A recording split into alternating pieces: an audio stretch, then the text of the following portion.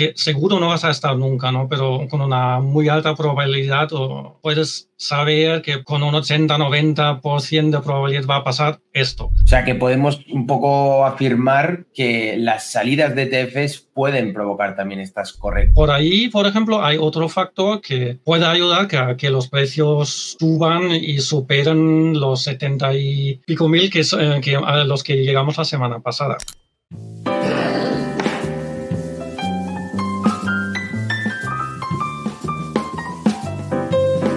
Muy buenas a todos tutelianos y bienvenidos a un nuevo Café Tuteliano para nuestra comunidad, porque en el día de hoy vamos a estar hablando de uno de los temas más interesantes probablemente de este mes, que muchos tutelianos estáis siguiendo las gráficas de estos activos y que muchos os preguntáis en qué estado se encuentra ahora mismo el mercado cripto. Hemos tenido unos precios muy altistas al inicio de año, pero ¿es posible una corrección inminente? ¿Puede ser que el precio siga alcista por el halving inminente en abril? Hoy con nosotros nos acompaña Gregor Malecki, trader profesional y gran tuteliano que colabora mucho con contenido. Quería empezar un poco para hablar de dónde veníamos. Aquellos que ya hemos estado los últimos 2 años en el mercado cripto, parece como que necesitábamos este subidón de energía después de estar desde el noviembre de 2021 en un bear market. ¿Crees que esto también puede influir en la subida de los precios de Bitcoin? Es decir, el que ha seguido un poco explicando, por ejemplo, en un grupo en Kajabi, al que tienen acceso los que están suscritos al grupo de señales o los que han hecho el máster en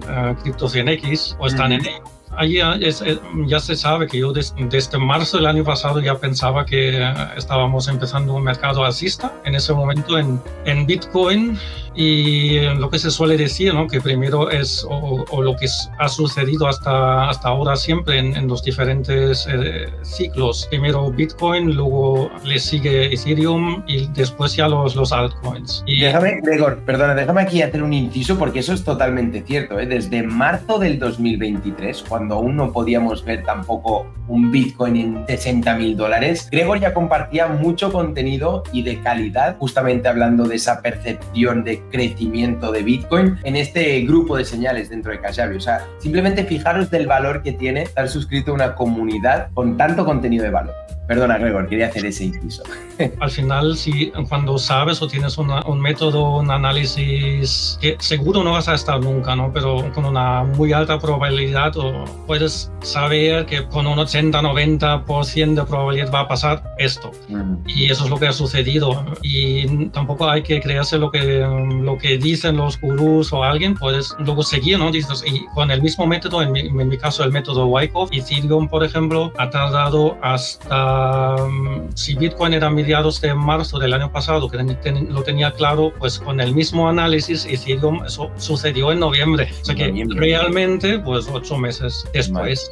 Y ha sido pues lo que se suele decir. Las altcoins, sin embargo, ahí no lo he visto tan claro, porque hay algunos que incluso lo tenía ese suelo hecho para empezar ya una subida fuerte un poco antes, en octubre, que podía ser, me lo he buscado antes algún ejemplo. Por ejemplo, Solana era antes, ya era en octubre, un mes antes de Ethereum, y Arbitrum era en diciembre, un mes después. Vale. O sea que ahí no ha sido tan clara la diferenciación entre Bitcoin, Ethereum y luego los demás. Bitcoin sí, pero luego Ethereum y los demás casi al unísono, incluso alguna altcoin antes que Ethereum. Quiero preguntarte si crees que este ha sido el motivo principal por qué Bitcoin ha subido tanto. Es decir, ¿ha tenido más peso el ETF o quizás el halving ahora inminente en abril?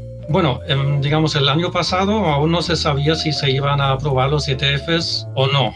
Sin embargo, creo que, claro, no lo sabíamos nosotros, pero igual inversores institucionales y alguno bien relacionado, la SEC, el regulador estadounidense, dijera no, ya sabían, mira, antes o después van a caer. No sé si eso puede haber sido uno de los motivos por los cuales ya hace un año ya empezó a hacerse después de haber creado un suelo ya empezar a subir. Pero ahora seguro que influye muchísimo por el volumen que pueden generar los ETFs en la evolución del precio, que son las entradas netas en esos ETFs desde enero, cuando empezaron a cotizar, son de más de 11.000 millones de dólares. Y Gregor, y a la inversa, ¿pero qué sucede cuando los inversores institucionales quieren retirar? Sí, pues salidas netas. Lo que podemos ver esta semana, por ejemplo, estos 3 días, de lunes a miércoles, ha habido salidas netas. Por primera vez, además,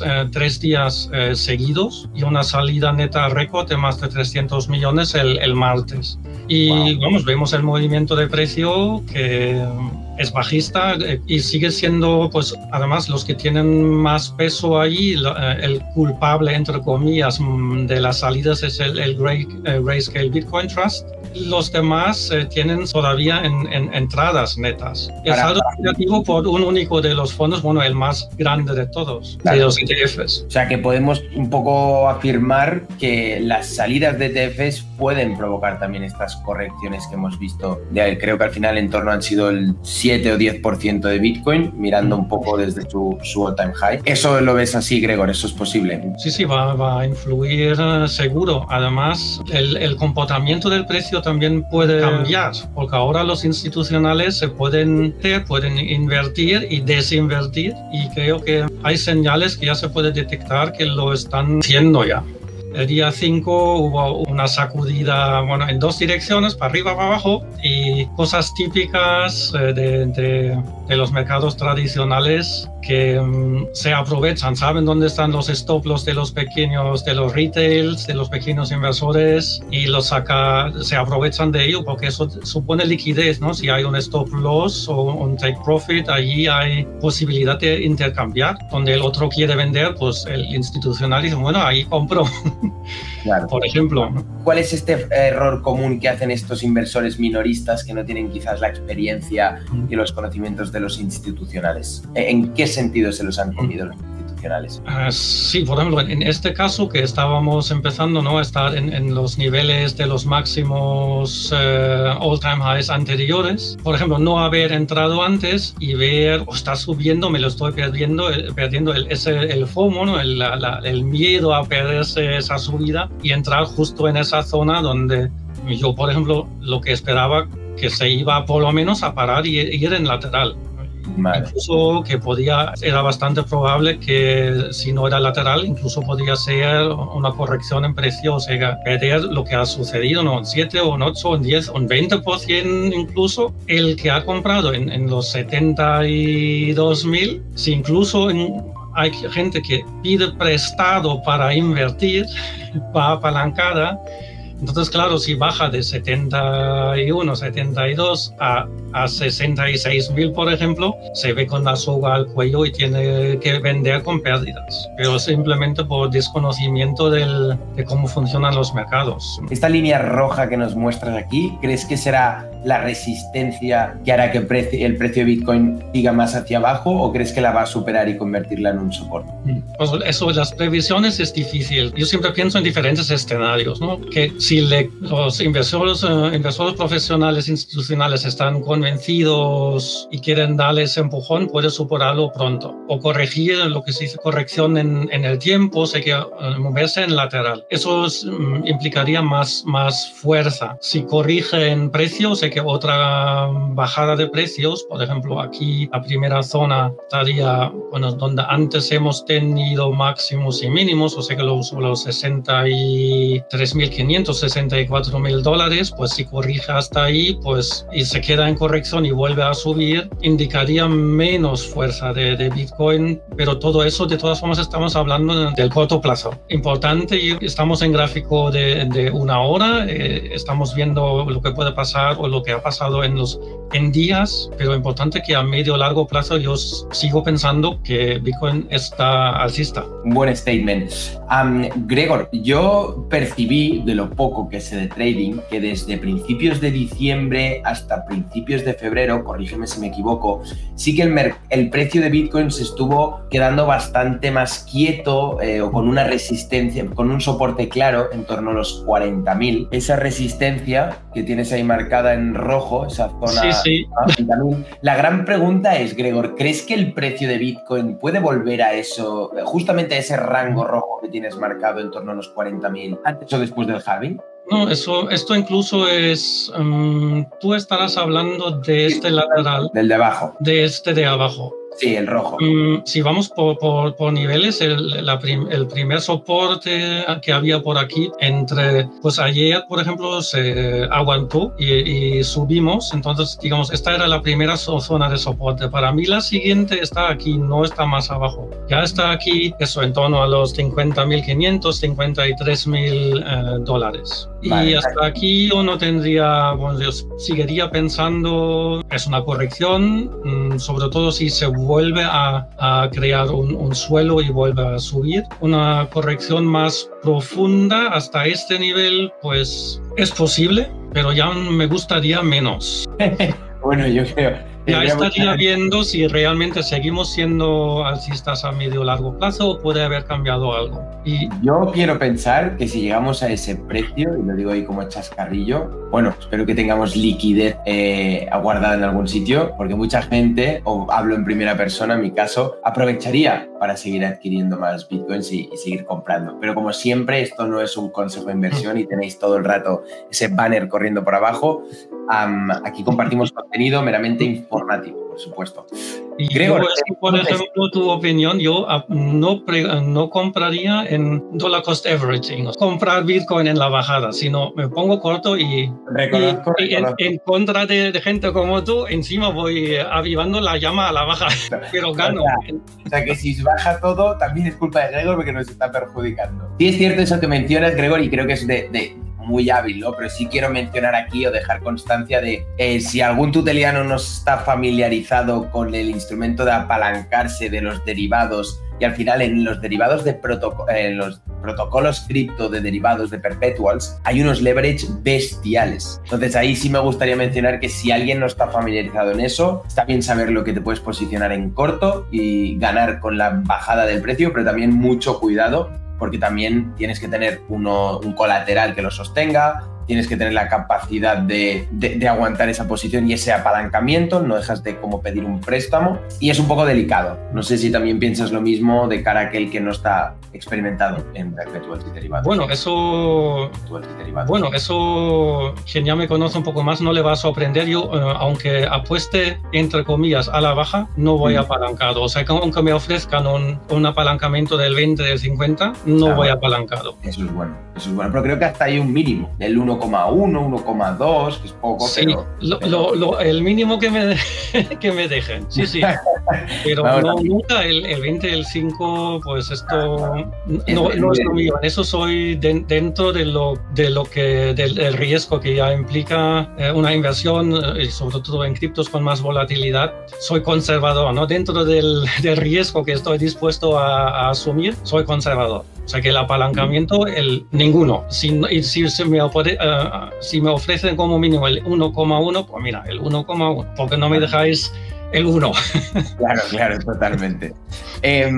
Gregor, vamos a hablar un poquito en esta recta final del café de qué puede suceder o qué escenario ves posible después del halving. Ya hemos visto que esta vez, antes del halving, ya hemos llegado a máximos históricos, pero antes, no después. Total. Incluso con la entrada de los institucionales, con los ETF, puede que ese comportamiento de Bitcoin haya variado, simplemente porque ellos igual lo ven de otra manera. Puede ser mirando el gráfico y ir por niveles. Vale. Y si veo que se forman figuras o alcistas o que hay un suelo para otra vez volver a subir, pues ahí estaré. Igual que si veo que se ha formado un techo y esto se ha acabado. Y mucho influirá también, y eso hay que tener en cuenta también, lo que pasa en los demás mercados. Por ahí, por ejemplo, hay otro factor que puede ayudar a que los precios suban y superen los 70 y pico mil a los que llegamos la semana pasada. ¿Crees que ahora que los ETFs son uno de los vehículos que más está posicionando con Bitcoin, va a haber una correlación entre el mercado tradicional, S&P 500, Nasdaq y Bitcoin? Sí, Si hay más liquidez, subirá todos los mercados, básicamente. La correlación a veces ya se ve. Por ejemplo, Bitcoin estaba ayer, ¿no? Hasta ayer estaba bajando, llevaba ya varios días. Y ayer, pues de lo que he mencionado antes, de la rueda de prensa de Powell, de la Fed, hubo un rally de las acciones, del Nasdaq, por ejemplo, del índice estadounidense. Y también, curiosamente, ¿no? Ese mismo día, Bitcoin es el primer día que volvió a subir. Además, es una subida fuerte que eliminó la bajada por completo, la bajada del día anterior. Sí, tal cual como... Y sí se ven correlaciones. Y también influirá, por ejemplo, si la economía entrara en recesión o si es un aterrizaje suave o más duro. Todo eso se verá en Bitcoin también. Porque siempre tiene que ver con, pues, si hay recesión, sube la aversión al riesgo del mercado y de los institucionales y retirarán inversiones de los activos más arriesgados como acciones y Bitcoin y se van a activos más seguros como pueden ser bonos, o si las cosas se ponen muy feas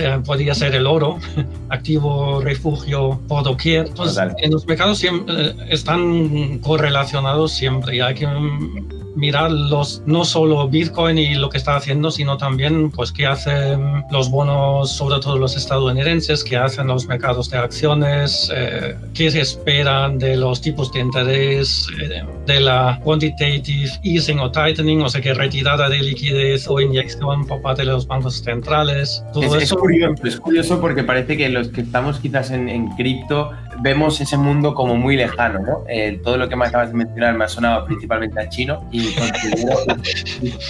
considero que estoy en el mercado cripto, que lo sigo bastante, que ya llevo tiempo, que puedo un poco ver cómo se mueve este mercado y ya familiarizarme con él, pero de lo que me has hablado tradicional realmente estoy a años luz aún. Estaría como empezando desde cero, ¿no? Como cuando empecé en cripto hacía 2 y pico años. Lo mío es, claro, yo vengo de los mercados tradicionales y ese es el culpable de que yo esté en DeFi y que hiciera el Master Crypto 100X. Míralo, qué bueno. Para aquellos, vamos a mencionarlo ya que hemos sacado el tema de DeFi, que es esa palabra DeFi, para aquellos que no simplemente queréis comprar Bitcoin y holdearlo y no hacer nada más. En Tutelus, en esta comunidad cripto de habla hispana, también ofrecemos formación en finanzas descentralizadas, en cómo poder rentabilizar tu cartera al máximo utilizando instrumentos descentralizados y cómo poder sacarle el mayor provecho a estas oportunidades. No explicado así rápido en un café es un poco más complejo. Os pondremos debajo en la descripción el Master 100X de Tutelus, que pronto habrá una nueva edición, donde ya tenemos muchos tutelianos que se están formando en anteriores ediciones. Y si quieres informarte, si quieres ver si esto es para ti, simplemente visita la página. ¿Pero crees que Bitcoin superará los 100.000 este 2024? ¿O qué precio prevés que pueda llegar Bitcoin este 2024? Bueno, yo por fundamentales pienso que los cambios, por ejemplo, con los ETFs, sí creo que vamos a ver nuevos máximos. El tiempo ya es más difícil. Yo no sé si este año o el año que viene. Y los niveles también, bueno, hay muchos análisis, incluso hay quien llega al $500,000 o superarlo, ¿no? Ese $500,000 por Bitcoin. Con mi método, el análisis que pues, se puede hacer, pues a los 100.000 debería llegar. Lo que ya es más difícil con ese análisis no da un horizonte temporal. Cuando llegas a una zona de máximos anteriores en vertical, pues lo normal es que ahí se pare.